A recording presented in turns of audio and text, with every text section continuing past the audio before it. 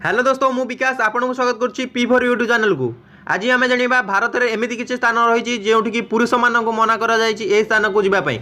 आम देश में एमती किसी स्थान विषय शुणी जो कि महिला मान प्रवेश उपर कटकणा रही केवल पुरुष मैंने ही से स्थान को जापरेंगे किंतु आपण मैंने जानते कि खाली महिला क्षेत्र में एभली घटे ता नुहे पुरुषों भारत में एमती किसी निषेधांचल रही जो पुरुष मान प्रवेश करने को अनुमति दि जाए न था।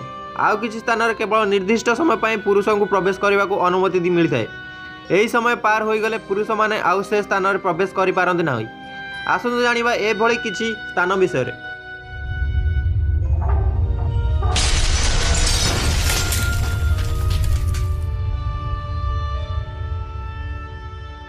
Number 1 mothers market Manipur Imphal रे रही यही मार्केट। एठारे पुरुष मानक पई प्रवेश निषेध। बजार विक्रेता और ग्राहक केवल विवाहित महिला होता। यही बजार ना हूँ इम्पा कैथाल।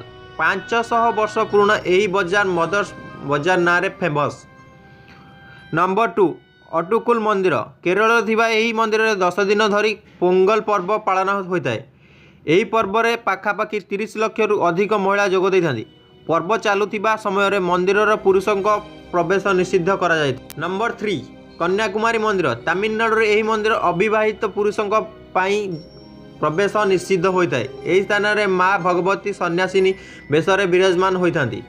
एठारे कुआरा पुरुषों प्रवेश निषिद्ध करा जाय। नंबर 4 चाकुलाथुकाभु मंदिर केरल में देवी भगवती यही मंदिर में निर्दिष्ट समय पुरुषों प्रवेश उपर कटकणा लग जाइछि। एठारे मकर संक्रांति में नारी पूजा करा जाय थाए। सेही समय पुरुषों प्रवेश निषेध। नंबर 5 लिंग भैरवी मंदिर कोयम्बाटूर लिंग भैरवी मंदिर गर्भगृह को पुरुषों प्रवेश निषेध। यही मंदिर में केतेक धार्मिक प्रथार पुरुषों को दूरे रखा जाए। नंबर 6 ब्रह्मा मंदिर उत्तर राजस्थान में पुष्कर अंचल ब्रह्मा मंदिर विवाहित पुरुषों प्रवेश निषेध होता है।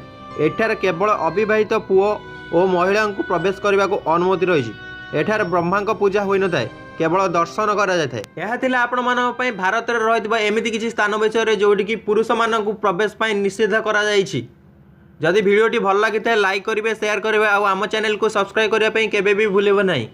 पुणी देखाबो एमिति किछि नुवा एपिसोड रे। आज पई एतिकी विदाय दियंतु। नमस्कार जय हिंद।